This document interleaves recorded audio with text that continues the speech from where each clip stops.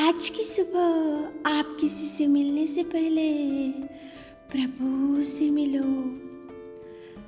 आज किसी को देखने से पहले प्रभु को देखो।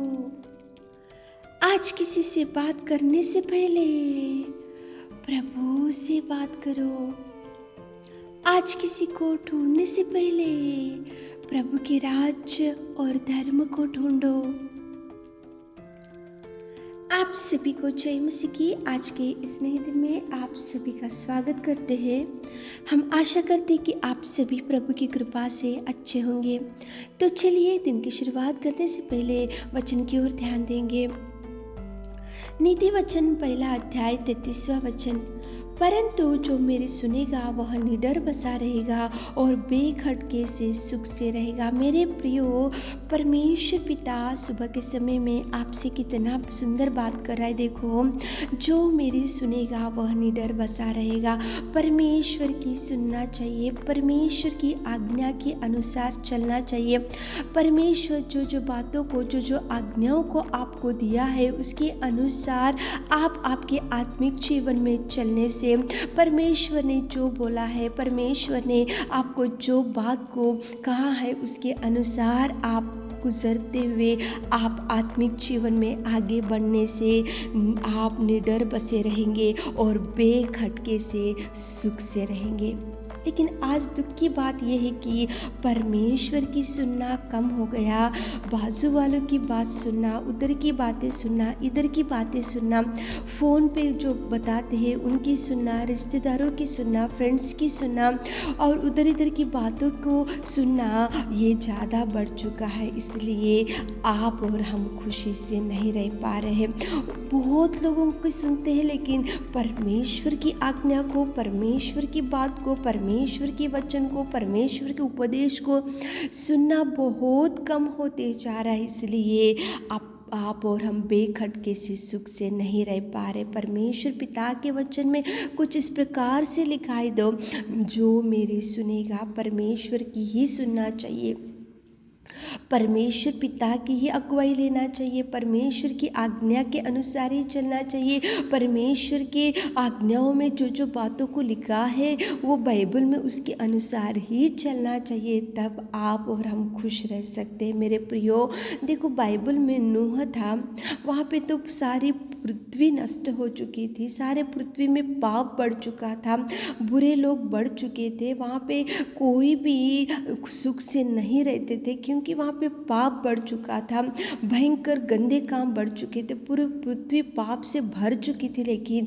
परमेश्वर पिता की दृष्टि केवल नूह के ऊपर गिरा और नूह को परमेश्वर ने चुना और नूह को परमेश्वर ने बोला कि एक गोपेर वृक्ष की लकड़ी लेकर आ और जहाज बना और तू और तेरा परिवार उसमें जाके रहे, क्योंकि मैं सारे पृथ्वी को नष्ट करने को देख रहा हूँ। जैसे ही परमेश्वर ने नूह को बोला वैसे ही उसने सुना। जो कुछ परमेश्वर ने उसको बोला वही किया।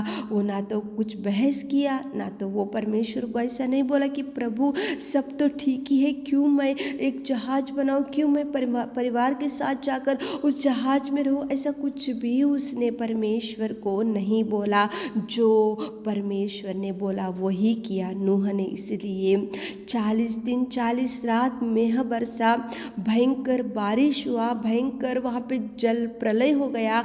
40 दिन 40 रात पूरी पृथ्वी नष्ट हो चुकी, पूरा सृष्टि नष्ट हो चुका था, पूरा सृष्टि डूब चुका था। लेकिन केवल नूह का परिवार ही निडर बसा रहा, बेखटके से सुख से था।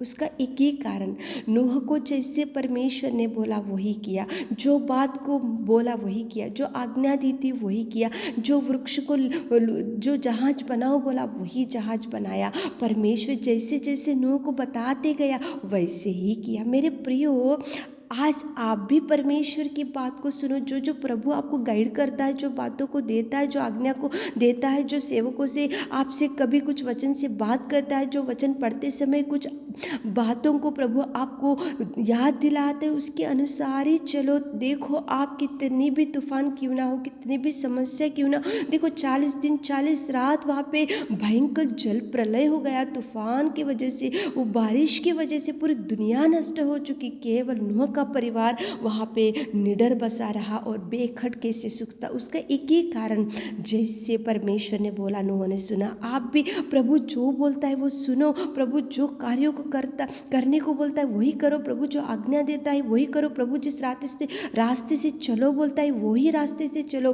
और प्रभु की अगुवाई लेते हुए सुबह के समय में प्रार्थना करते हुए दिन की शुरुआत करो, ताकि प्रभु आपको ब्लेस कर सके। आमीन।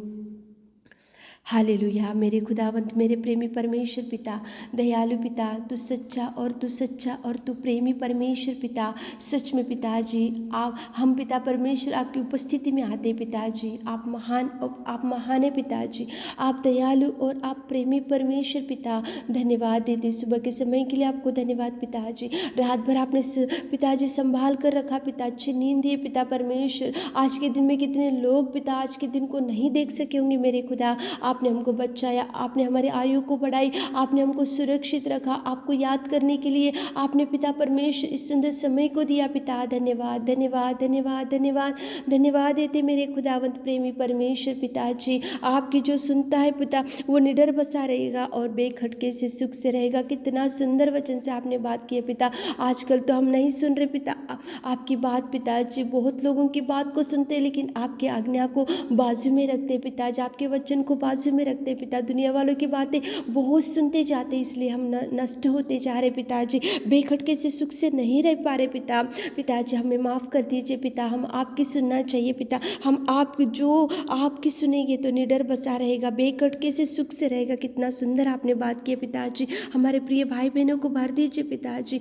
पिता आप पिता परमेश्वर उनके हर काम में आप अगुवाई दीजिए, उनके साथ रहिए, उनके संग रहिए। आज दिन भर के सारे आशीषों से हमारे प्रिय भाई बहनों को भर दीजिए। छोटी सी प्रार्थना आपके मीठे और मधुर नाम से मांगते हैं खुदा। आमीन।